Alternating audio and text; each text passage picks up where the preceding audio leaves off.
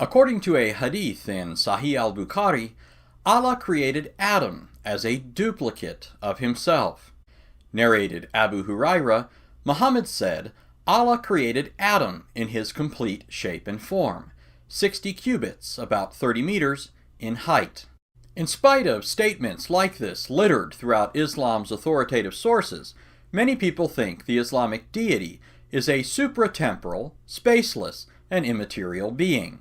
However, this popular but fault-ridden idea has nothing to do with what Muhammad originally taught and everything to do with what later Muslims, especially under the influence of Greek philosophy, came to believe must be true of Allah if he's to be taken as the uncreated creator of time, space, and matter.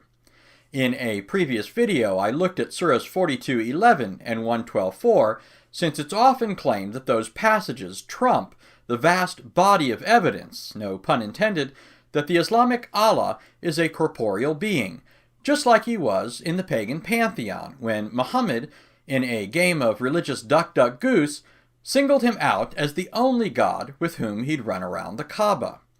Having shown that those passages are not contrary to the idea that Muhammad's false god had a body, in this video I'll show that Surah 112 actually supports it.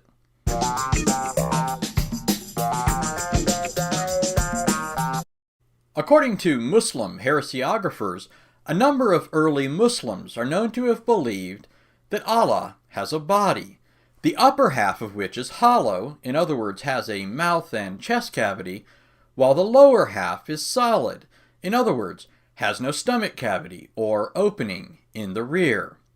For instance, the following source tells us about the view of a Muslim named Hisham bin Salim al-Jawaliki. He claimed that what he worshipped is in the form of a man, but without being flesh and blood, that is, like ours, that his deity is made of a diffused white light. He claimed that his deity has 5 senses and has hands, feet, eyes, ears, nose, mouth. He claimed that his upper half is hollow and the lower half is solid, and that his object of worship has black hair, being made of black light, whereas the rest is made of white light. Speaking of another early Muslim named Dawood al-Jawaribi, the same source tells us, he said his deity is a body in the form of a human with flesh and blood, and said his upper half is hollow and lower half is solid, that he has curly hair. However, he claimed it is a body unlike the bodies, and flesh unlike the fleshes, and blood unlike the bloods.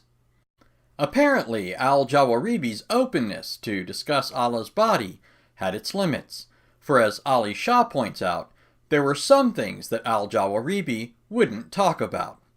He quotes him as saying, "Do not question me about the pudendum or the beard, but you may ask me about anything else." If you're wondering what a pudendum is, it refers to Allah's gonads. While we could certainly have a ball discussing Allah's gonads, at this point you're probably wondering what all of this has to do with the actual meaning of Surah 112. In order to answer that question, we need to do a little digging. We need to do the hard work that Muslims, aided and abetted by their imams and apologists, refuse to do. First, to refresh your memory, here's what Surah 112 says, at least according to some translations. Say, He is Allah, the one and only, Allah, the eternal, absolute. He begetteth not, nor is he begotten, and there is none like unto him. The words Allah, the eternal, absolute, in the second verse of this surah, represent the Arabic phrase Allahu as-Samad. The word Samad is what's known as a hapax legomenon, which means it's a word that only occurs once in the Qur'an.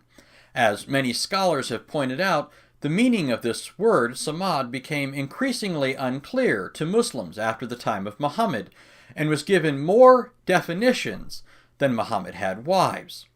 For instance, Joseph van Es, the professor of Islamic studies and Semitic languages at the University of Tübingen, stated, "Between the assertion of God's unity with which this surah starts, and the sentence that he is not begotten, nor was begotten himself, God is described by a strange and striking predicate, a word which is a hapax legomenon in the Qur'an and has not lost its enigmatic character until today. Likewise, Franz Rosenthal, professor emeritus of Arabic at Yale, stated the following concerning this word. It has a long and varied history behind itself, both in Islam and in Western scholarship, but its meaning has not yet been fixed with any certainty. As well, Dr. Christos Similaitis, who was a senior scholar at Merton and Somerville College, wrote, "The meaning of this word is far from clear. In fact, it is a well-known linguistic puzzle in the text of the Qur'an."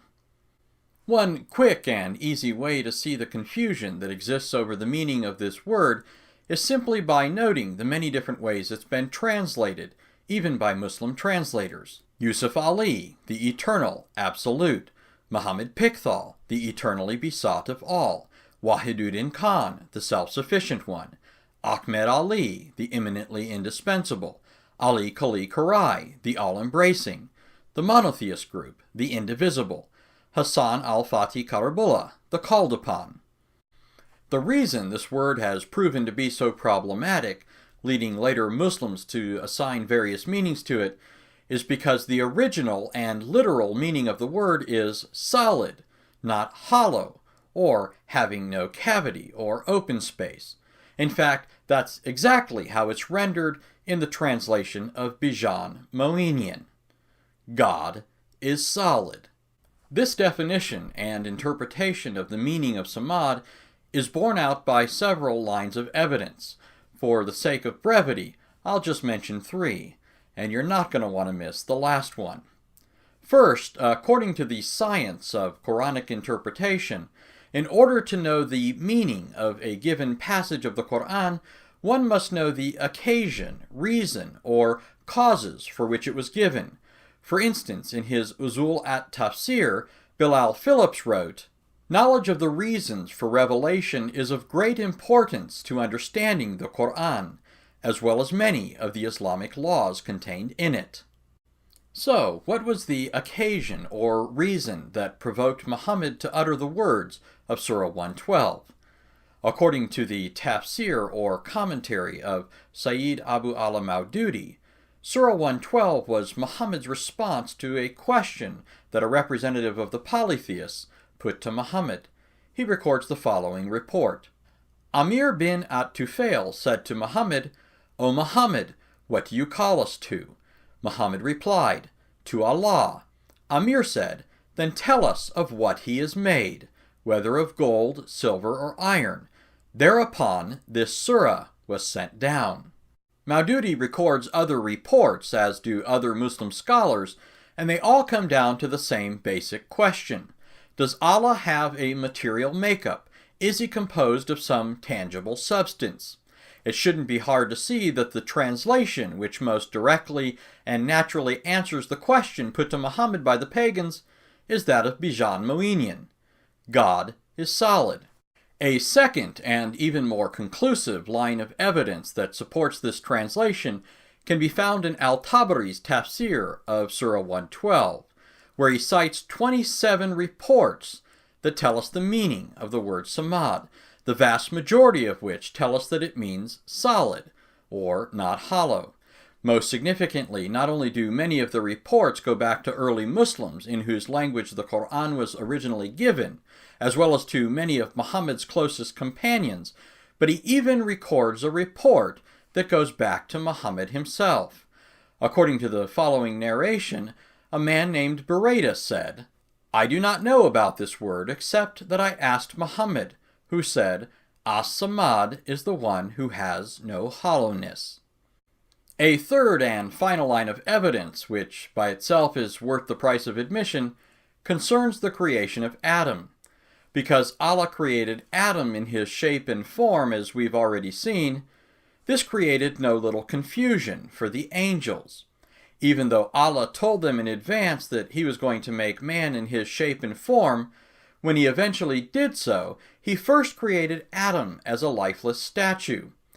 And when the angels came upon Adam, they couldn't tell the difference between him and Allah, for which reason they were scared. That is, until Iblis, Satan, in a stroke of genius, decided to do a little investigating. According to Musa bin Harun, Amr bin Hamad, Asbat al-Sudi, Abu Malik and Abu Salah, Ibn Abbas, also al-Sudi, Murrah al-Hamdani, Ibn Masud, and some other companions of Muhammad, Allah said to the angels, I am creating a human being from clay. When I have fashioned him and blown some of my spirit into him, fall down in prostration before him. Allah created him with his own hands, lest Iblis become overbearing toward Adam, so that Allah could say to Iblis, You are overbearing towards something I have made with my own hands, which I myself was not too haughty to make. So Allah created Adam as a human being. He was a body of clay for 40 years, the extent of Friday. When the angels passed by him, they were frightened by what they saw. The angel most frightened was Iblis. He would pass by him, kick him, and thus make the body produce a sound, as potter's clay does. Then he would say, What were you created for? He entered his mouth and left from his posterior. Then he said to the angels, Don't be afraid of that one, for your Lord is solid, whereas this one is hollow. When I am given authority over him, I shall ruin him. In other words, because Adam was hollow, as proven by the sound emitted when Satan kicked him, and by the fact that Satan was able to enter his mouth and exit through his rear, Satan or Iblis discovered that it wasn't Allah. Apparently, the Islamic Satan and angels all knew that you can enter Allah's mouth, but you can't get out of his butt. Lord willing, I'll have more to say about Allah's body, including his genitals, but for now, the next time a Muslim tells you that his God is immaterial, timeless, and spaceless like the God of the Bible, do Allah a solid and point them to this video.